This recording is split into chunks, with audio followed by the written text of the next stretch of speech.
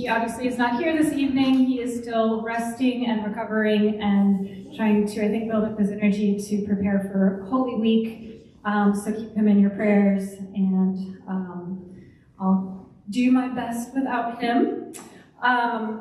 So can we recall together where we are in the book of Acts? What happened last week? I was in Venice.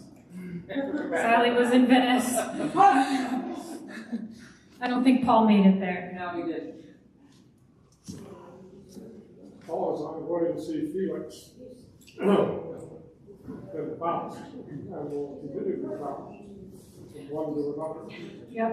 So Paul has, really, didn't seem like much really happened last week if you think about it. So he's on his way to go see Felix, the procurator in Caesarea Maritima. And of course, because he's on trial, because he was in the temple in Jerusalem, and he was blamed for this big riot that happened there. He's been arrested. Now the Roman leaders in Jerusalem are ready to wash their hands of this guy and pass him on to the next person. So he is in Caesarea Maritima.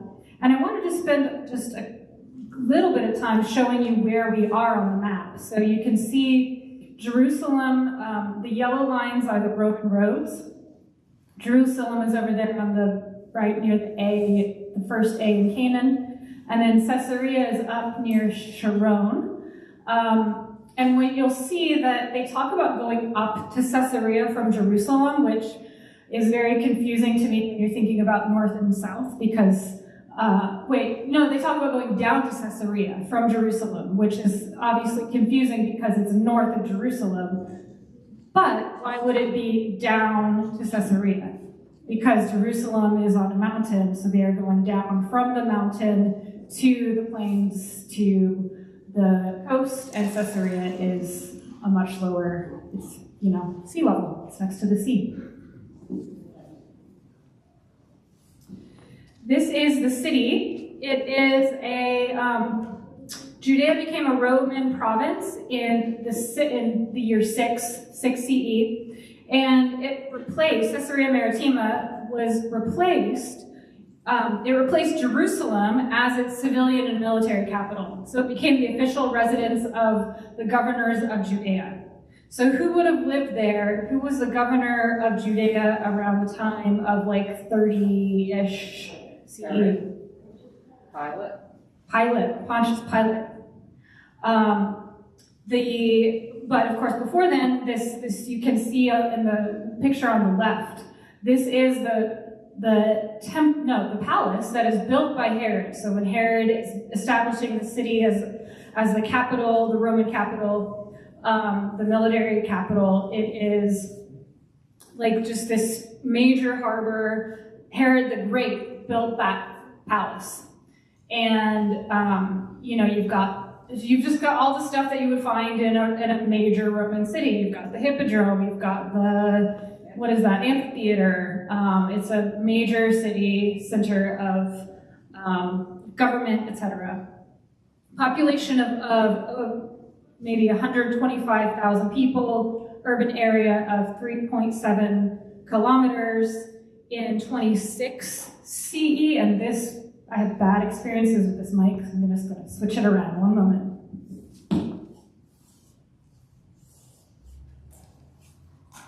This will be better. Okay. There was this major act of civil disobedience to protest against Pilate's order to put some eagles on the Temple Mount in Jerusalem. So Herod would have lived in that palace. This is a reconstruction of what it would have looked like. Then Pilate would have lived in this palace, and then Felix, the guy that Paul is going to see, would have lived in this palace as well. I was there 10 years ago this summer.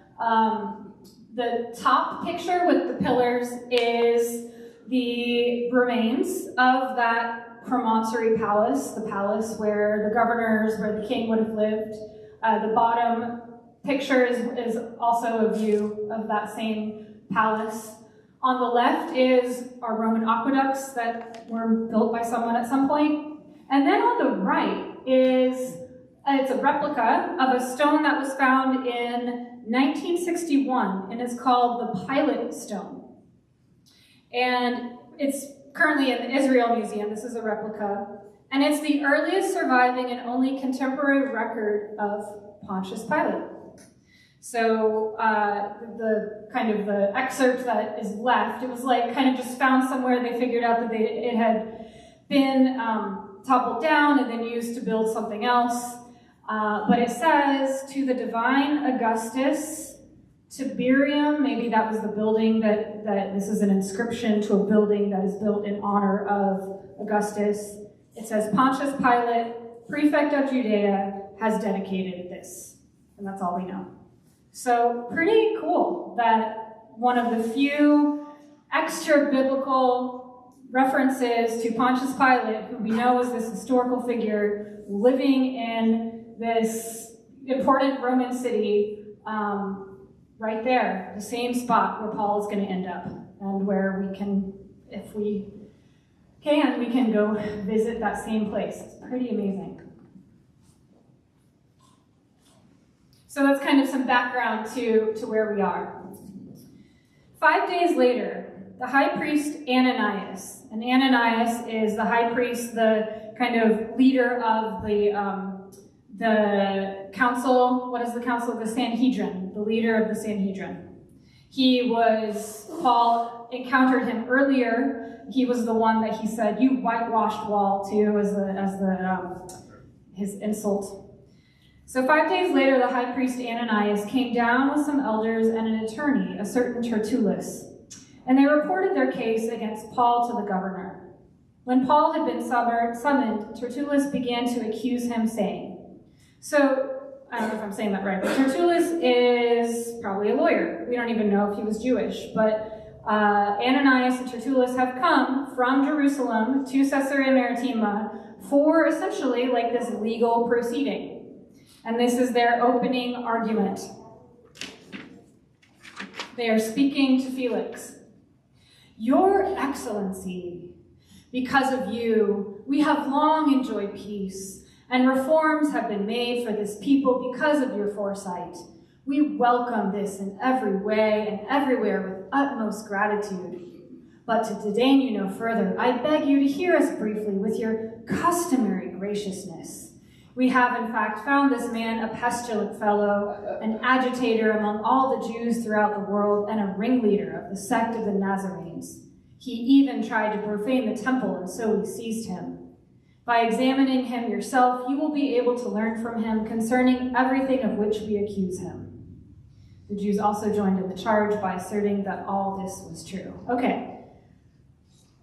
Obsequious. Do we think that Felix has customary graciousness, that he is, maybe he has helped keep peace, but given what we heard last week and even already what we've heard before, is there a lot of peace going on in this area of the world during this time? We've heard a lot about all of the revolutionary fervor, people, various sects of Judaism,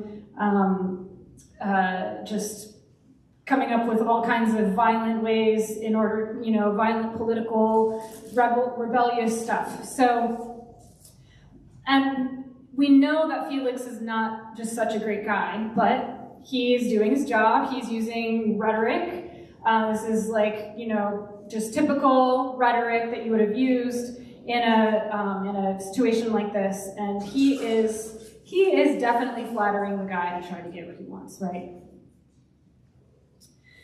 Let's see, anything else about Ananias to be said? Well, just a reminder of how not peaceful this time is. Ananias, the high priest, was accused by the governor of Syria for being responsible for acts of violence. He was sent to Rome earlier in 52, but was acquitted. But then things didn't end up so well for him because he obviously is kind of a friend of the Romans, not necessarily on the side of the Jews. And so when we end up in the First Jewish-Roman War a few years later, he is murdered. so that things don't go so well for him. Any questions so far, comments?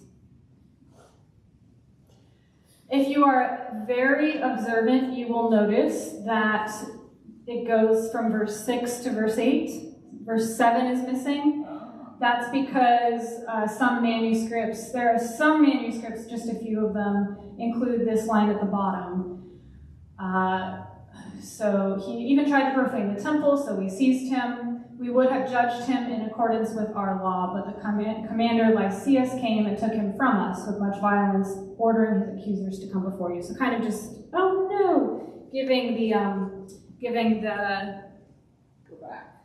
backstory of how Paul ended up there. Is it going to come back on? I don't think I should step on it or move on it in any way. Oh.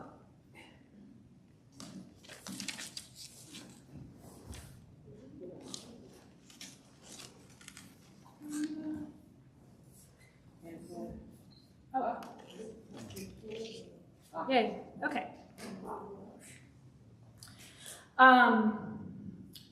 Check my notes to see if there's anything else I wanted to say. And also we know, is this true? Are these accusations against Paul true? Did he try to profane the temple? No. No, he's doing the absolute opposite. He is observing ritual laws. He's going above and beyond the regular requirements of ritual purity for an observant Jew.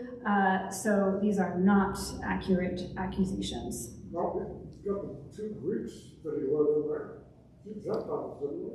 That was what really ticked them off. Yeah, they accused him that he allowed Gentiles in the temple, which was also... Is that profanation? Yeah, that's a complete false accusation as well. Yeah.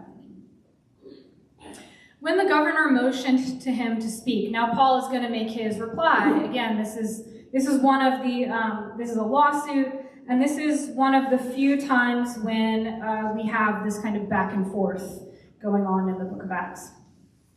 Paul replied, "I cheerfully make my defense, knowing that for many years you have been a judge over this nation. As you can find out, it is not more than 12 days since I went up to worship in Jerusalem. They did not find me disputing with anyone in the temple or stirring up a crowd either in the synagogues or throughout the city.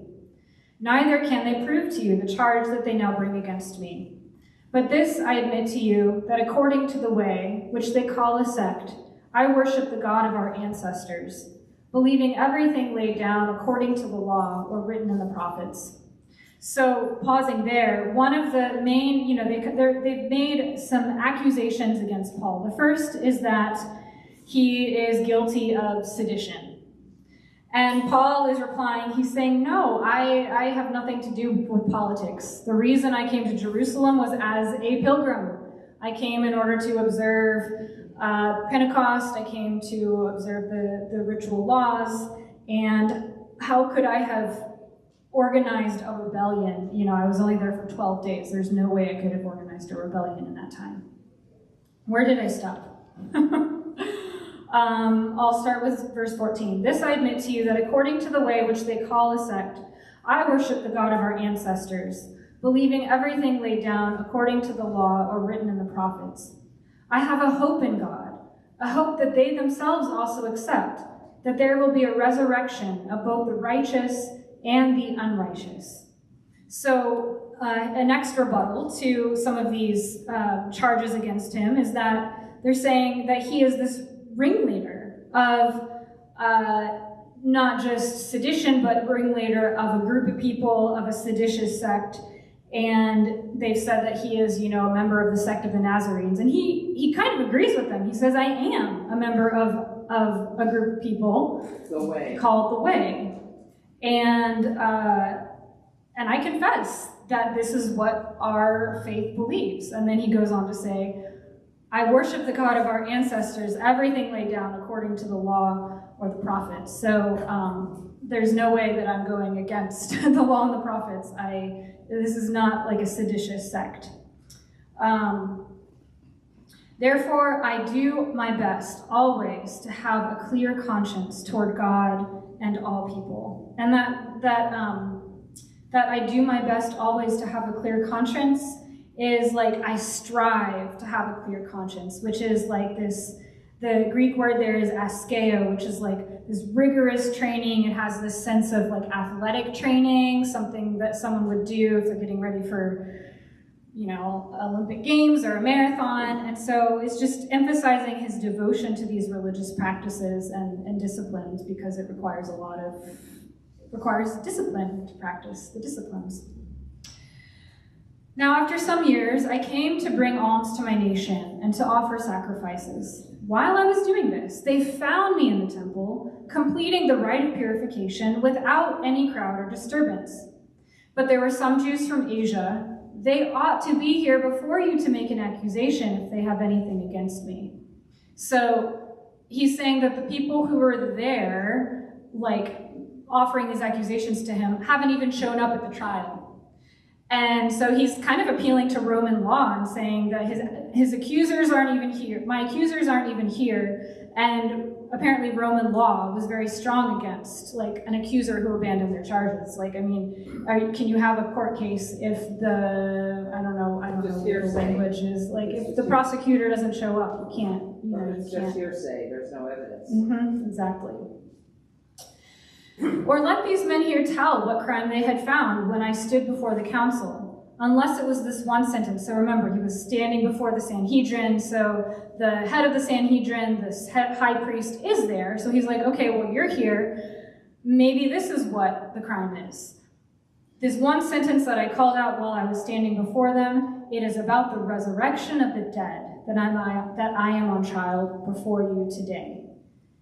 And of course, the resurrection of the dead is one of the core Jewish beliefs. So that is not, that's no crime to say that I believe in the resurrection of the dead. That's actually affirming their faith.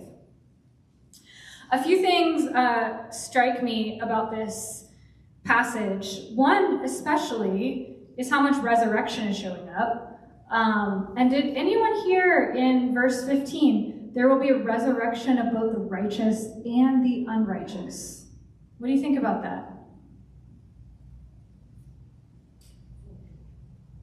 What's that? It's for judgment. It's for judgment. They are all resurrection.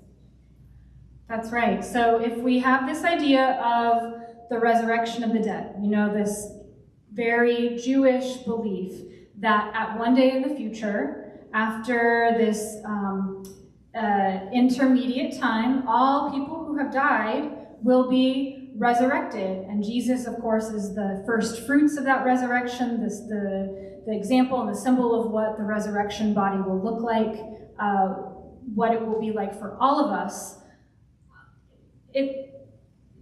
I think, actually, it might be confusing because, wouldn't God only resurrect, like, the people that maybe are, close to Christ? Or, like, why would God resurrect the unrighteous?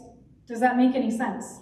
Well, Susan already answered the question. But why would God resurrect the unrighteous? Well, in John chapter 5, Jesus says, "Very truly I tell you, the hour is coming and is now here, when the dead will hear the voice of the Son of God, and those who hear will live.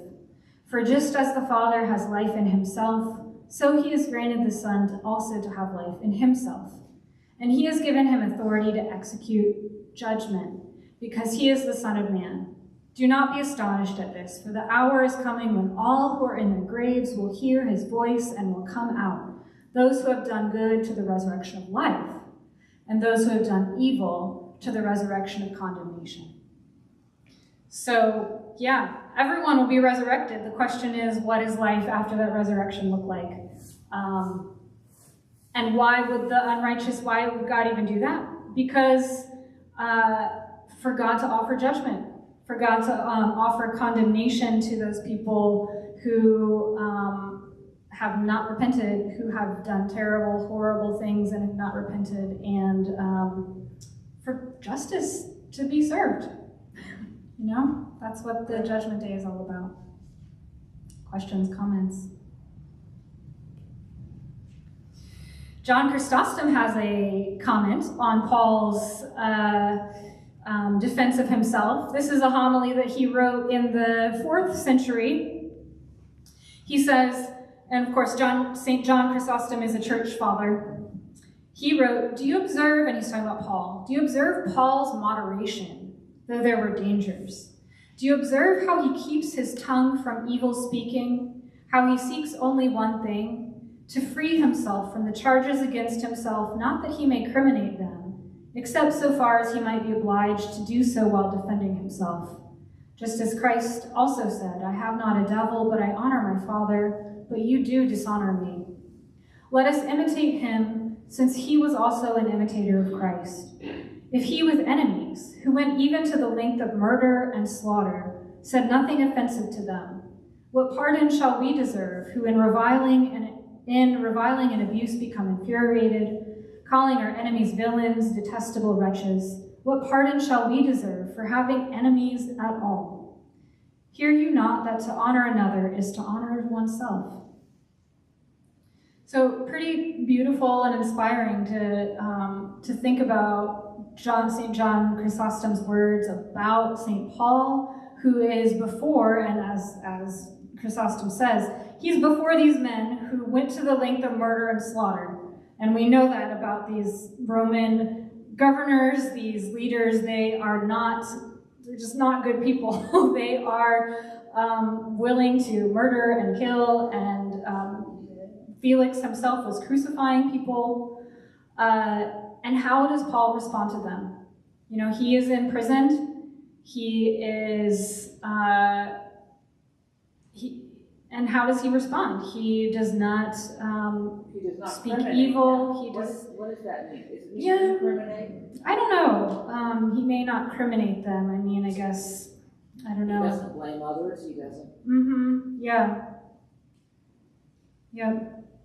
And let's look one more time at what Paul says. I mean, yeah, he's just kind of making his defense, telling the story about how he got there, and he's not, not saying anything beyond what is necessary.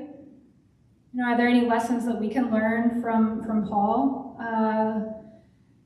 and his actions as he stands before people that he doesn't necessarily agree with, probably the way that they're acting in violent, unjust ways, and defending himself, standing up for himself, but also not doing what they're doing? I don't know, maybe seems to be somewhat of a pretty relevant example to us as we think about how to live our own lives and follow Christ. Here is Felix's response. Felix, who was rather well informed about the way, adjourned the hearing with the comment, "When Lysias, the tribune, comes down, I will decide your case." So he's basically just putting it off. He has not heard anything to, condemn Paul. Obviously, there's just not a good case against him, but he's also not ready to let him go. Then he ordered the centurion to keep him in custody, but to let him have some liberty and not to prevent any of his friends from taking care of his needs. Now, Luke, the author of Acts, is saying that he's keeping him in custody.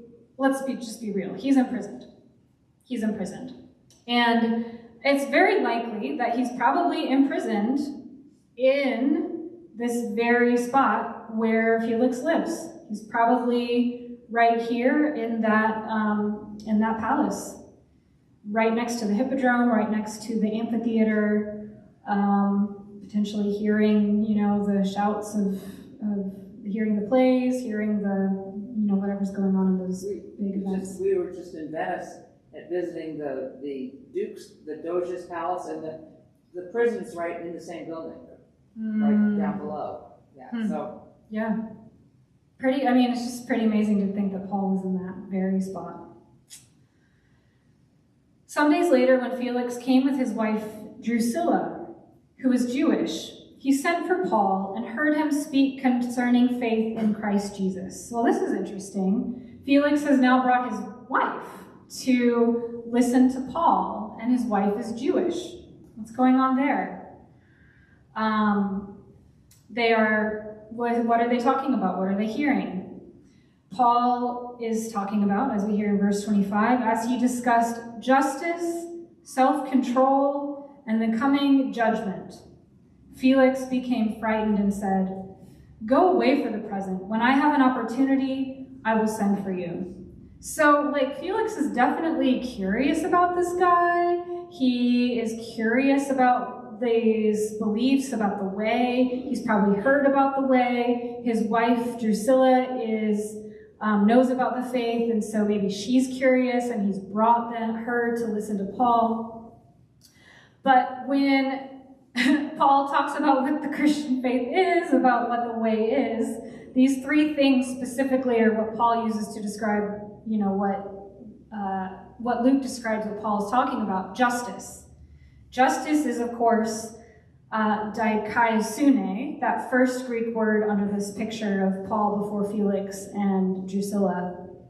Dikaiosune, that word shows up, I hope it's familiar to you, I hope, because it shows up all over Paul's letters. It is filled, this phrase, it's not just justice, it's righteousness, this idea of being made right, of righteousness. It's the act that God has done through Jesus.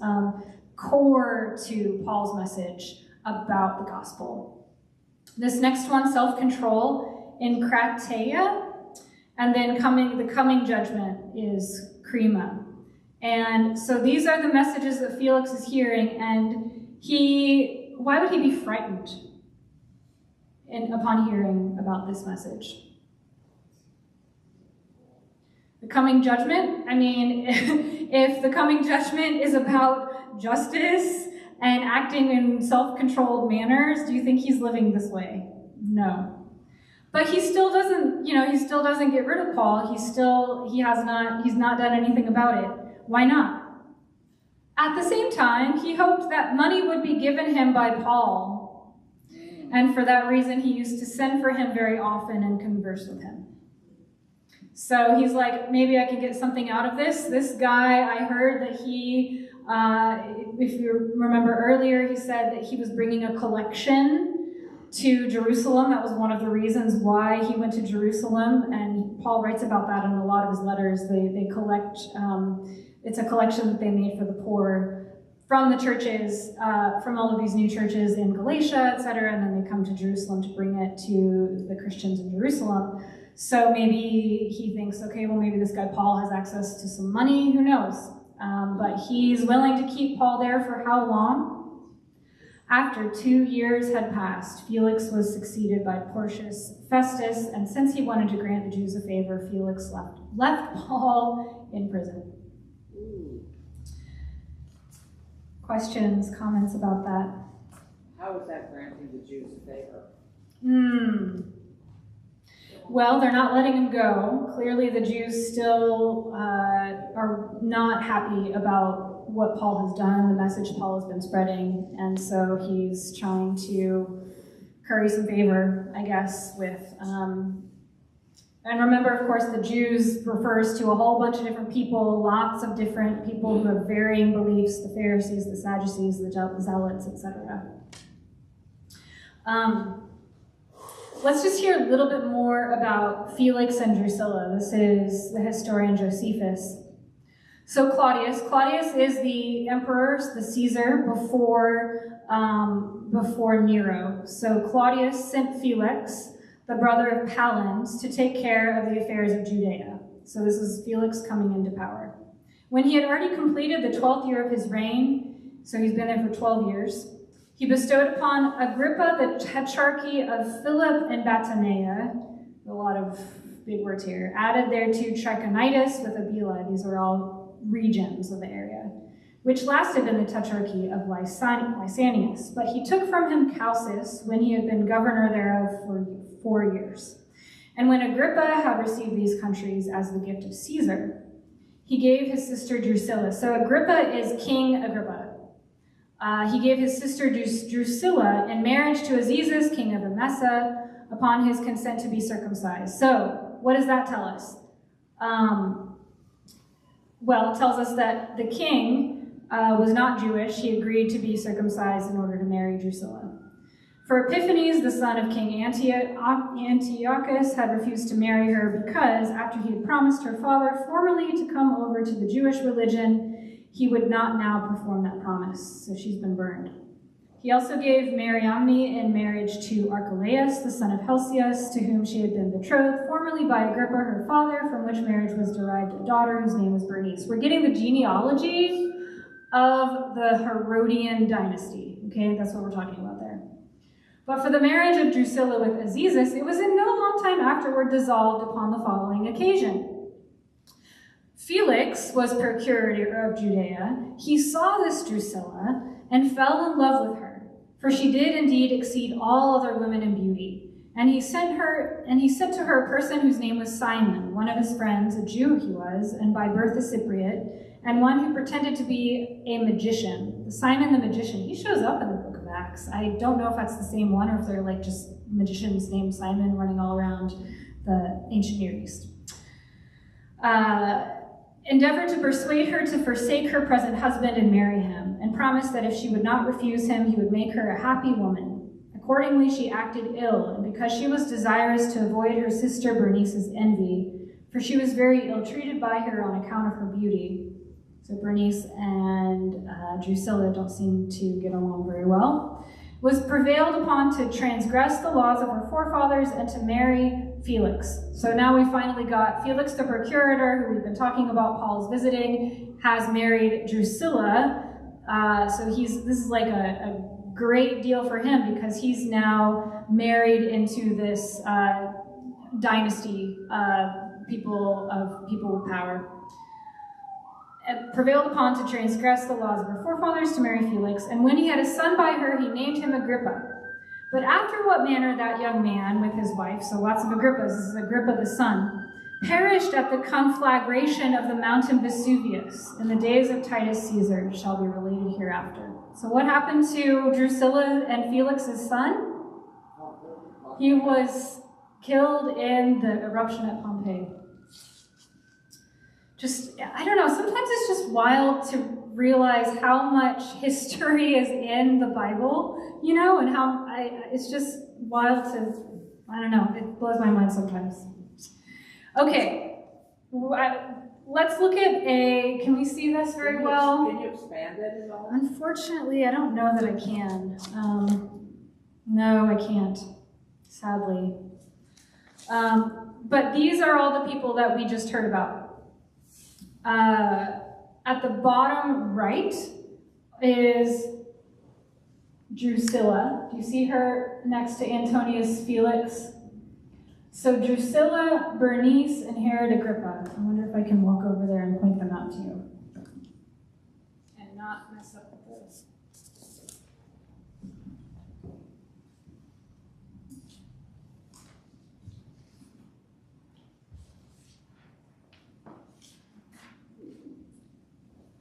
Okay, here's Drusilla. That is her sister Bernice, and that is her brother Herod Agrippa. Herod Agrippa right now is the king in Judea. Bernice and Drusilla and Herod are probably all living together somewhere as siblings until Drusilla marries Antonius Felix. These three siblings, their dad is... How many Herods are in the Bible? Did you know there are like at least 4 Herods in the New Testament? This is really confusing, complicated stuff. When you hear Herod, you're just like, oh, okay, Herod. There's a lot of Herods, okay? So their dad is Herod Agrippa the First. Who is Jewish? This whole family is the Herodian dynasty. They come from the Idumean, the Edomite tribe, so they were not, way back, they were, maybe, I think they're related like Jacob and Esau, that far back.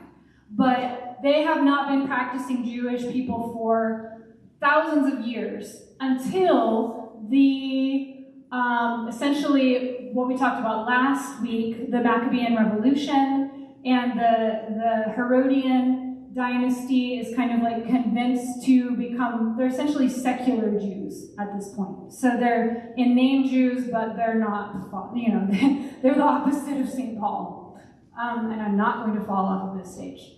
So Herod Agrippa is Drusilla's dad. He was the king of Judea from 41 to 44 AD. Right now, we're in like 58 AD. And he shows up in the book of Acts. He executed St. James and imprisoned Peter.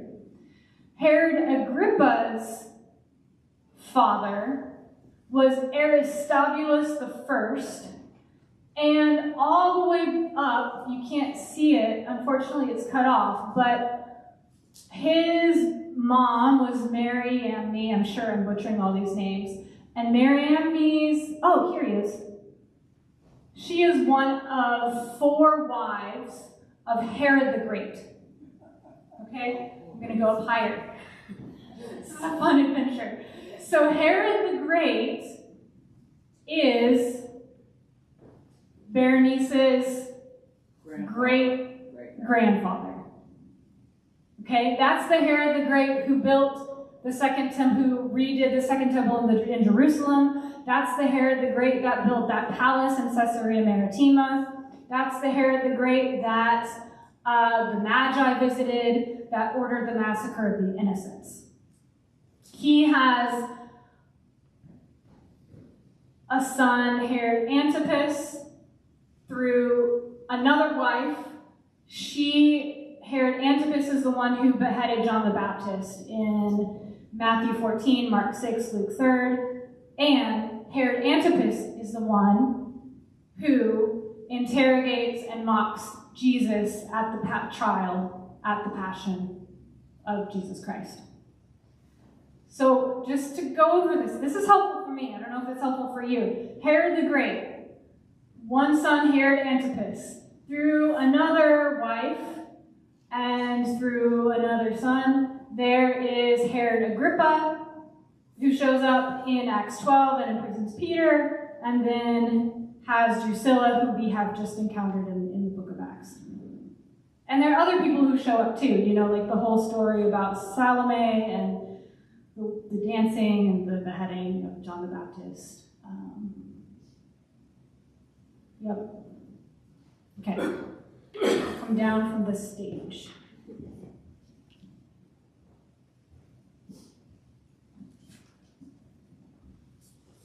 There's a reason why I'm spending so much time on this. Because we're not done with this family. There should be a place, right? Yeah, and I will fail it. We were talking about genealogy over dinner. That's right, we were talking about genealogy. Yep. Okay, so now we're in Acts chapter 25. 3 days after Festus had arrived in the province. So now Felix is gone.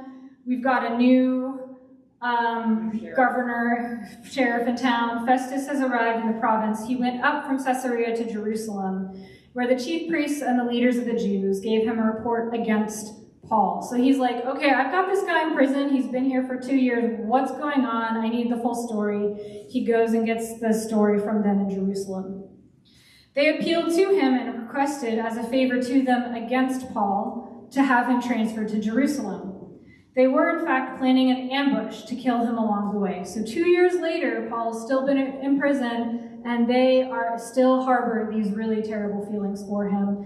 They had an assassination plot in chapter 23 that we heard about last week, another assassination plot. They really don't like Paul. Festus replied that Paul was being kept at Caesarea and that he himself intended to go there shortly.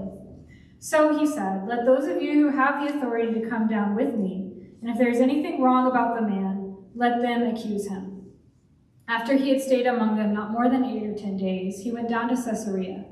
The next day he took a seat on the tribunal and ordered Paul to be brought. So he's just taken his position, and this is like one of his first things that he's trying to figure out, like, what do I do with this guy? When he arrived, the Jews who had gone down from Jerusalem surrounded him, bringing many serious charges against him, which they could not prove. Paul said in his defense, I have in no way committed an offense against the law of the Jews, or against the temple, or against the emperor. But Festus, wishing to do the Jews a favor, asked Paul, do you wish to go up to Jerusalem and be tried there before me on these charges? Paul said, I am appealing to the emperor's tribunal. This is where I should be tried. I have done no wrong to the Jews, as you very well know. So I don't know why he asks Paul, like, do you want to go to Jerusalem and be tried there? But Paul basically says, no, I'd like to speak to a manager, please. I'd like to escalate this case. I would like to appeal to the emperor's tribunal. And of course, who is the emperor's tribunal? Who is the emperor? Caesar Augustus? Caesar, well, I'll tell you who the emperor is in just a second, okay? Now, if I am in the wrong and have committed something for which I deserve to die, I am not trying to escape death. We know that about Paul, right? He's willing to put up with anything. But if there is nothing to their charges against me, no one can turn me over to them. I appeal to the emperor. Then Festus, after he had conferred with his council, replied, you have appealed to the emperor you will go.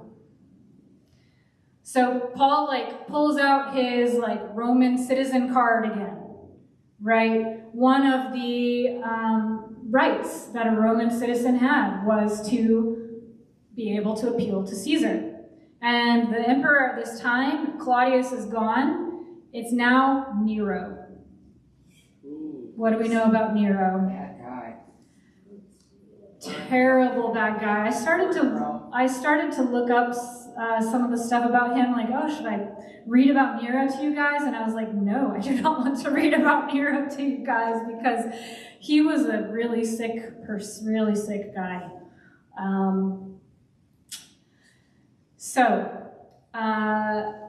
Paul has now pulled out his Roman emperor card, but they're not done with him yet in Caesarea Maritima. It continues. What's going to happen now? After several days had passed, King Agrippa and Bernice arrived at Caesarea to welcome Festus. So now, he has asked to speak to a manager. He's escalated the case, and he will go to the emperor, but first he's got to, it's like the people in charge, the rulers are like, well, we're kind of curious about this. This guy who wants to go see the emperor, we'd like to hear about what's going on. So, and of course, King Agrippa and Bernice, who are they? They're Drusilla's brother and sister.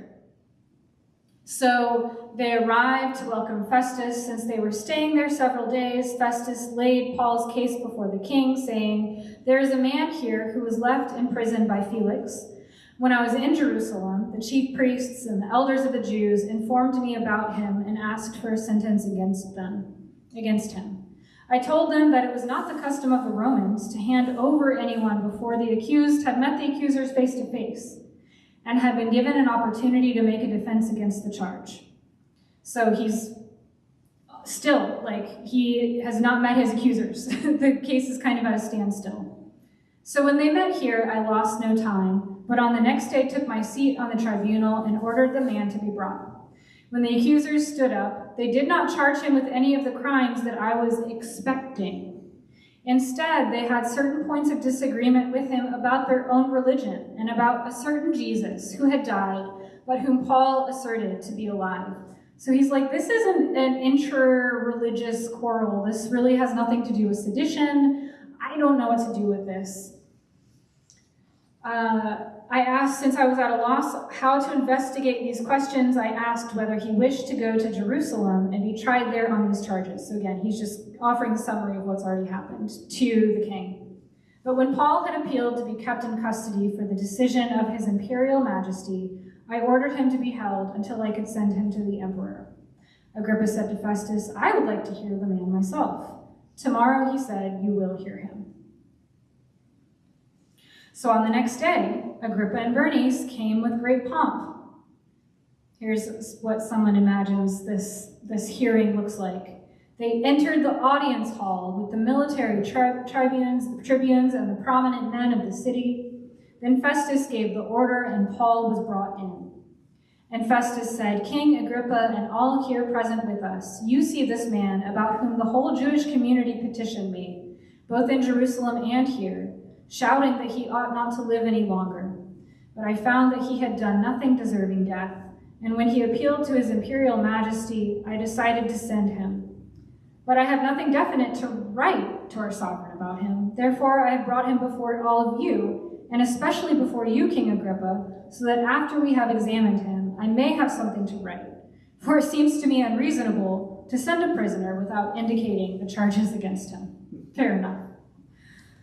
And that's the end of Acts 25. It's taking a long time for Paul to get to Rome. Have you noticed that? He says that he's headed to Rome, but it's taking him a long time.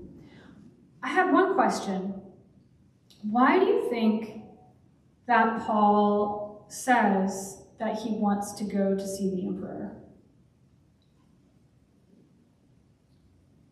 Because he wants to go to Rome. Because he wants to go to Rome. Yeah. Presumably he knows who Nero is. Yeah, I don't know. Yeah, I don't know how word travels. But that word has traveled that Nero's not so great. Yeah, it's like, why would you want to go see this guy, right? And it's interesting to think about because he's here in front of the king and this royal court, and now he's saying he wants to go see the emperor, and yes, God has told him that it's his job to go see them. But don't you think maybe that Paul wants to preach the gospel to these people? Paul wants to preach the gospel in the places where the Lord, where people are worshiping someone as Lord who is not the Lord, right? Because essentially Nero's worshipped as a god, right? The emperor is worshipped as a god in Roman systems, religion. And Paul is just going straight to the top. He feels like this is his call. His call is to preach the gospel in places where darkness in some ways is like the strongest. It's a pretty amazing call, and it takes a lot of courage, and we've heard that he's been told to have a lot of courage. No class next week. No class next week. Please come to Tenebrae. Tenebrae will be our Wednesday evening Holy Week offering. And then, of course, Maundy Thursday at 6:30. We have lots of different options for Maundy Thursday, a family service, a Spanish service, and an English service. Good Friday at 12 o'clock and 6:30. Easter Vigil, we've got it all. Do you know if it's going to be a 3-hour service on Friday? On Friday, the Good Friday services are like, it's the regular service out of the prayer book, so about an hour, I would say, at noon and same in the evening. Yeah. The 3-hour service is Easter Vigil. We used to do the 3 hours on Good Friday. Right, like the meditations on the last 7 words. That's what it's called. That's beautiful. Well, questions or comments? Yeah. Does Paul know that if he returns to Jerusalem, he will be killed? Ooh, I don't know. Interesting question. I bet he does know that people are out to get him. He knew about the conspiracy against him thanks to his nephew the first time, so. Well, I mean, he has friends coming to bring his stuff in prison, so. That's right. Yep. So another good reason not to go. Another good reason not to go, exactly. Yeah. Well, thank you, Bob. We just made it through 2 chapters of Acts.